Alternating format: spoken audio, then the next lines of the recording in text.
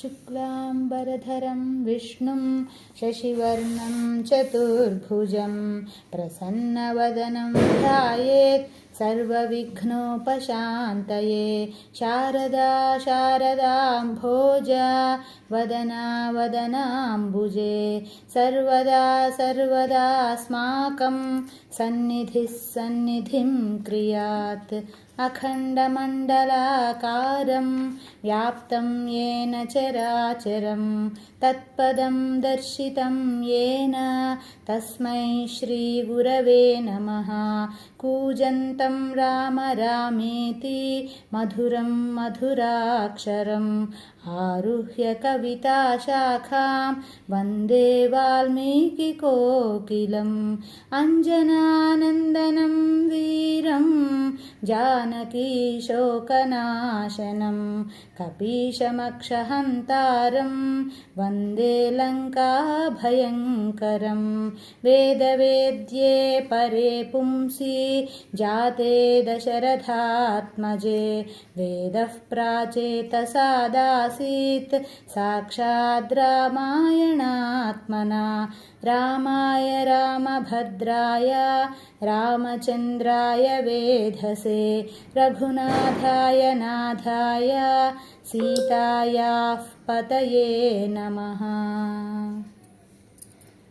तपस्वाध्यायनिरतं तपस्वी वाग्विदाम्बरं नारदं परिपप्रच्छ वाल्मीकिर्मुनिपुङ्गवम्। कोऽन्वस्मिन् साम्प्रतं लोके गुणवान् कश्च वीर्यवान् धर्मज्ञश्च कृतज्ञश्च सत्यवाक्यो दृढव्रतः। चारित्रेण च को युक्तः सर्वभूतेषु को हितः। विद्वान् कः समर्थश्च कश्चैकप्रियदर्शनः। आत्मवान् को जितक्रोधो द्युतिमान् को न सूयकः। कस्य बिभ्यति देवाश्च जातरोषस्य संयुगे। एतदिच्छाम्यहं श्रोतुं परं कौतूहलं हि मे। महर्षे त्वं समर्थोऽसि ज्ञातुमेवं विधं नरम्। श्रुत्वा चैतत्त्रिलोकज्ञो वाल्मीकिर्नारदो वचः। श्रूयतामिति चामन्त्र्य प्रहृष्टो वाक्यमब्रवीत्। बहवो दुर्लभाश्चैव ये त्वया कीर्तिता गुणाः। मुने वक्ष्याम्यहं बुद्ध्वा तैर्युक्तः श्रूयतां नरः। इक्ष्वाकुवंशप्रभवो रामो नाम जनैः श्रुतः। नियतात्मा महावीरो द्युतिमान् द्युतिमान् वशी। बुद्धिमान् नीतिमान् वाग्मी श्रीमान् शत्रुनिबर्हणः।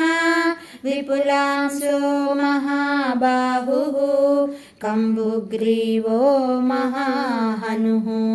महोरस्को महेश्वासो गूढजत्रुररिन्दमः।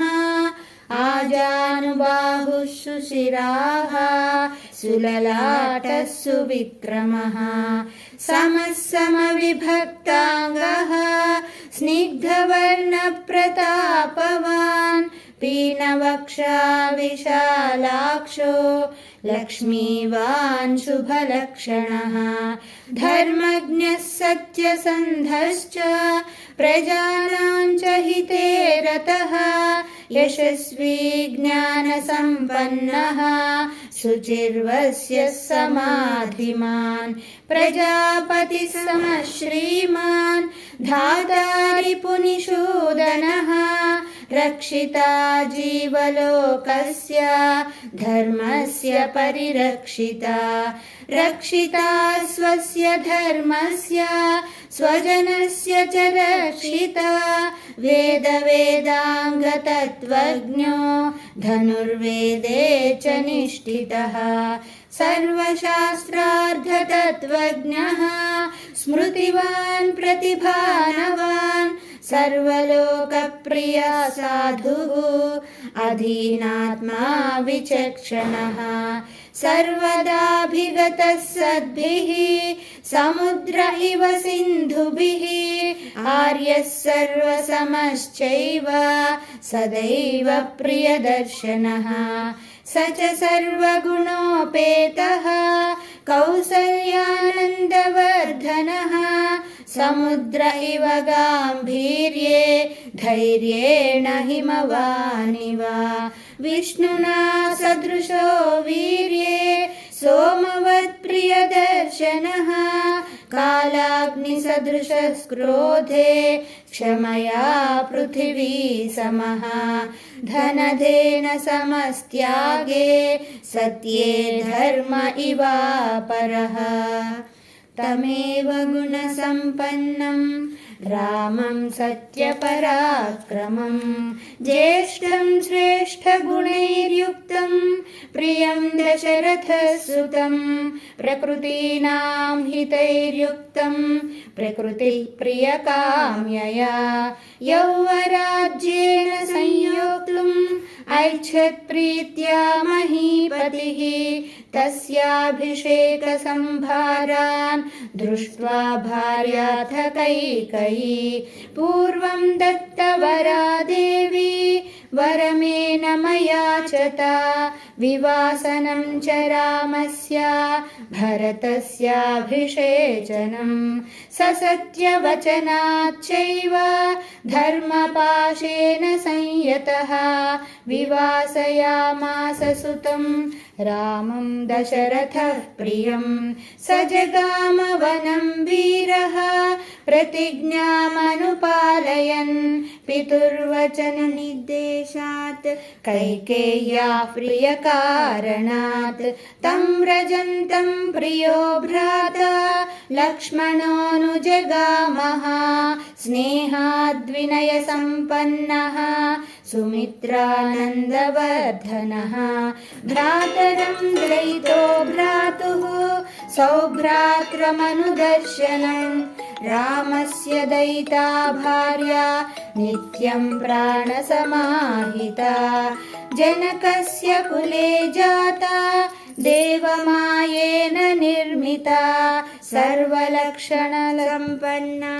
नारीणामुत्तमा वधूः सीताप्यगता रामं शशिनं रोहिणी यथा पौरैरनुगतो दूरं पित्रा दशरथेन च शृङ्गिबेरपुरे सूतं गङ्गाकूले व्यसर्जयत् गुहमासाद्य धर्मात्मा निषादाधिपतिं प्रियं गुहेन सहितो रामो लक्ष्मणेन च सीतया ते वनेन वनं गत्वा नदी स्थित्वा बहूदकाः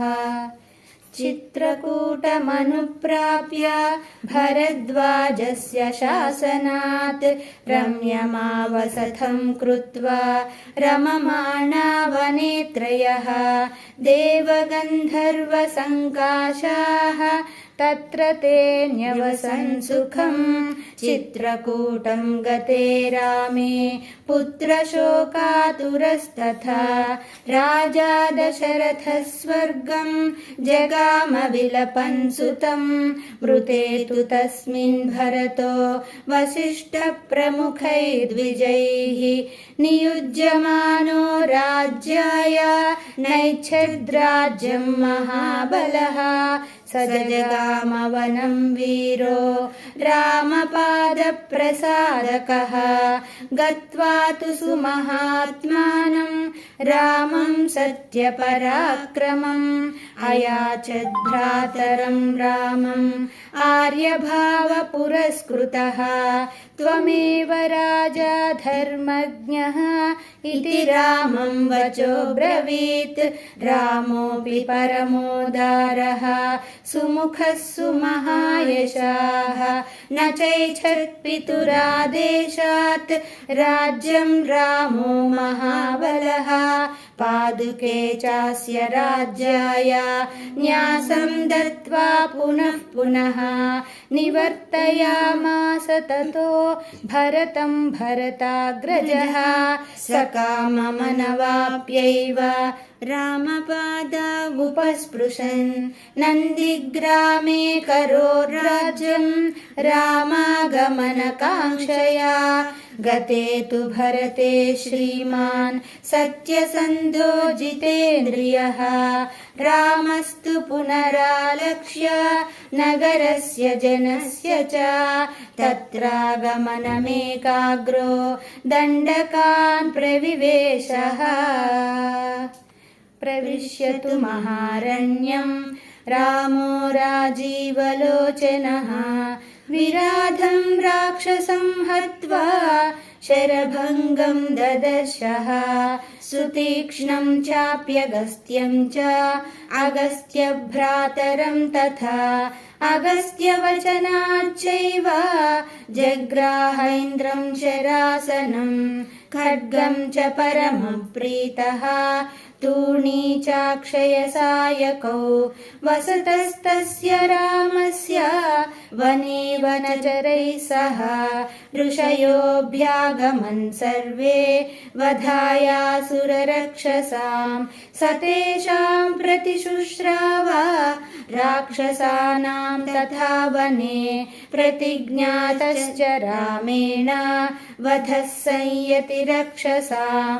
ऋषीणामग्निकल्पानां दण्डकारण्यवासिनां तेन तत्रैव वसता जनस्थाननिवासिनी विरूपिता शूर्पणखा राक्षसी कामरूपिणी ततः शूर्पणखा वाक्यात् उद्युक्तान् सर्वराक्षसान् खरं त्रिशिरसं चैव दूषणं चैव राक्षसं निजघानरणे रामः तेषां चैव पदानुगान् वने तस्मिन् निवसता जनस्थाननिवासिनां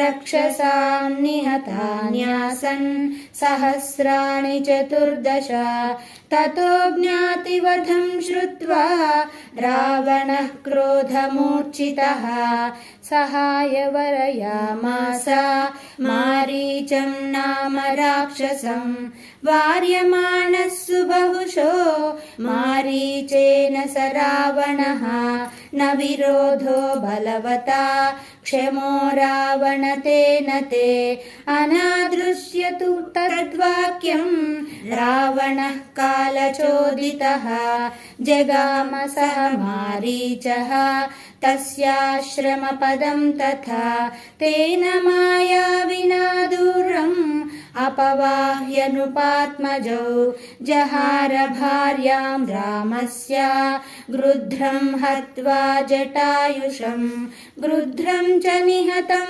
दृष्ट्वा वृतां श्रुत्वा च मैथिलीं राघवः शोकसन्तप्तो विललापाकुलेन्द्रियः ततस्तेनैव शोकेन गृध्रं दग्ध्वा जटायुषं मार्गमाणो वने सीतां राक्षसं सन्ददर्शः कबन्धं नाम रूपेण विकृतं घोरदर्शनं तं निहत्य महाबाहुः ददाह स्वर्गतश्च सः स चास्य कथयामास शबरीं धर्मचारिणीं श्रमणीं धर्मनिपुणाम् अभिगच्छेति राघवं सोऽभ्यगच्छन् महातेजाः शबरीं शत्रुसूदनः शबर्या पूजितः सम्यक्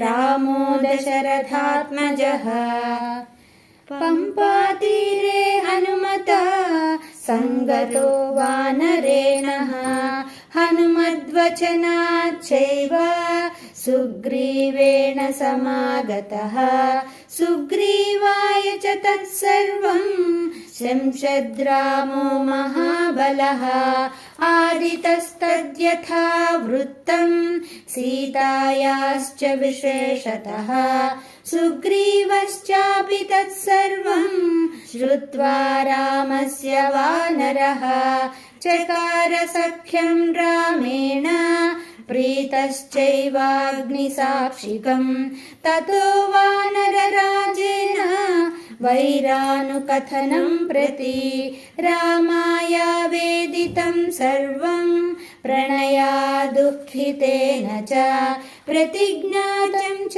रामेण तदा वालिवधं प्रति वालिनश्च बलं तत्र कथयामास वानरः सुग्रीवः शङ्कितश्चासीत् नित्यं वीर्येण राघवे राघवप्रत्ययार्थं तु दुन्दुभेः कायमुत्तमं दर्शयामास सुग्रीवो महापर्वतसन्निभम् उत्स्मयित्वा महाबाहुः प्रेक्ष्यश्चास्ति महाबलः पादाङ्गुष्ठेन चिक्षेप सम्पूर्णं दशयोजनं बिभेद स पुनः सालान् सप्तैकेन महेषुना गिरिं रसातलं चैव जनयन् प्रत्ययं तदा ततः प्रीतमनास्तेन विश्वस्तः स महाकपिः किष्किन्धां रामसहितो जगाम च गुहां तदा ततो गर्जद्धरिवरः सुग्रीवो हेमपिङ्गलः तेन नादेन महता निर्जगाम हरीश्वरः अनुमान्य तदा तारं सुग्रीवेण समागतः निजघान च तत्रैनं शरेणैकेन राघवः ततः सुग्रीववचनात्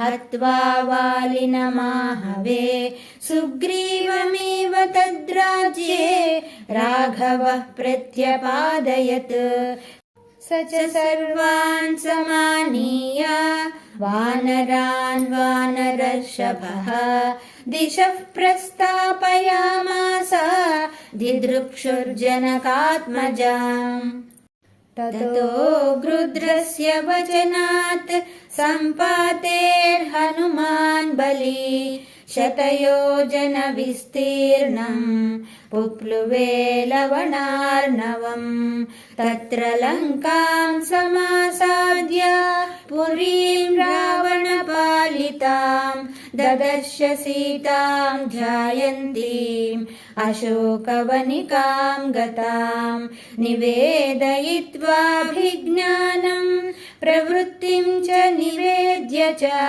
समाश्वास्य च वैदेहीं मर्दयामास तोरणम् पञ्चसेनाग्रगान् हत्वा सप्तमन्त्रिसुतानपि शूरमक्षं च निष्पिष्य ग्रहणं समुपागमत् अस्त्रेणोन्मुक्तमात्मानं ज्ञात्वा पयिता महाद्वरात् महर्षयन् राक्षसान् वीरो यन्द्रियस्तान् यदृच्छया ततो दग्ध्वा पुरीं लङ्कां ऋते सीतां च मैथिलीं रामाय प्रियमाख्यातुं पुनरायान् महाकपिः सोऽभिगम्य महात्मानं कृत्वा रामं प्रदक्षिणं न्यवेदयदमेयात्मा दृष्टा सीतेति तत्त्वतः ततः सुग्रीवसहितो गत्वा तीरं महोदधेः समुद्रं क्षोभयामास शरैरादित्यसन्निभैः दर्शयामास चात्मानं समुद्रः सरितां पतिः समुद्रवचनाच्चैव नलं सेतुमकारयत् तेन गत्वा पुरीं लङ्कां हत्वा रावणमाहवे रामः सीतामनुप्राप्य परां व्रीडामुपागमत् तामुवाच ततो रामः परुषं जनसंसदि अमृष्यमाणा सा सीता विवेशज्वलनं सती ततोऽग्निवचनात् सीतां ज्ञात्वा विगतकल्मषां बभौ रामः सम्प्रहृष्टः पूजितः सर्वदैवतैः कर्मणा तेन महता त्रैलोक्यं सचराचरं सदेवर्षिगणं तुष्टं राघवस्य महात्मनः अभिषिच्यत लङ्कायां राक्षसेन्द्रं विभीषणं कृतकृत्यस्तदा रामो विज्वरः प्रमुमोदः देवताभ्यो वरं प्राप्य समुत्थाप्य च वानरान् अयोध्यां प्रस्थितो रामः पुष्पकेन सुहृद्वृतः भरद्वाजाश्रमं गत्वा रामः सत्यपराक्रमः भरतस्यान्तिकं रामो हनुमन्तं व्यसर्जयत् पुनराख्यायिकाजल्पं सुग्रीवसहितश्च सः पुष्पकं तत्समारुह्य नन्दिग्रामं ययौ तदा नन्दिग्रामे जटाहित्वा भ्रातृभिः सहितो नघः रामः सीतामनुप्राप्य राज्यं पुनरवाप्तवान् प्रहृष्टो मुदितो लोकः तुष्टः पुष्टः सुधार्मिकः निरामयो ह्यरोगश्च दुर्भिक्षभयवर्जितः न पुत्रमरणं किञ्चित् द्रक्ष्यन्ति पुरुषाः क्वचित् नार्यश्च विधवा नित्यं भविष्यन्ति पतिव्रताः न चाग्निजं भयं किञ्चित् नाप्सुमज्जन्ति जन्तवः न वातजं भयं किञ्चित् नापि ज्वरकृतं तथा न चापि क्षुद्भयं तत्र न तस्करभयं तदा नगराणि च राष्ट्राणि धनधान्ययुतानि च नित्यं प्रमुदिताः सर्वे यथा कृतयुगे तथा अश्वमेधशतैरिष्ट्वा तथा बहुसुवर्णकैः गवां कोट्ययुतं दत्त्वा ब्रह्मलोकं प्रयास्यति असङ्ख्येयं धनं दत्त्वा ब्राह्मणेभ्यो महायशाः राजवंशान् शतगुणान् स्थापयिष्यति राघवः चातुर्वर्ण्यं च लोकेऽस्मिन् स्वे स्वे धर्मे नियोक्ष्यति 10 वर्षसहस्राणि 10 वर्षशतानि च रामो राज्यमुपासित्वा ब्रह्मलोकं प्रयास्यति इदं पवित्रं पापघ्नं पुण्यं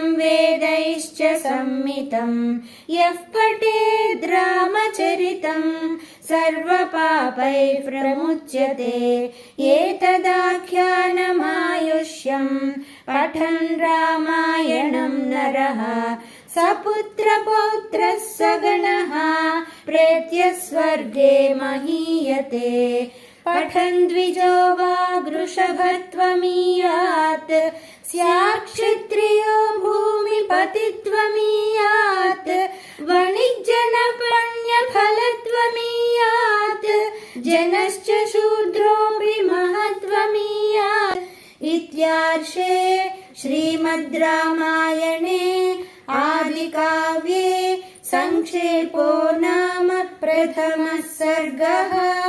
इति श्रीशतश्लोकी वाल्मीकिरामायणं सम्पूर्णम्।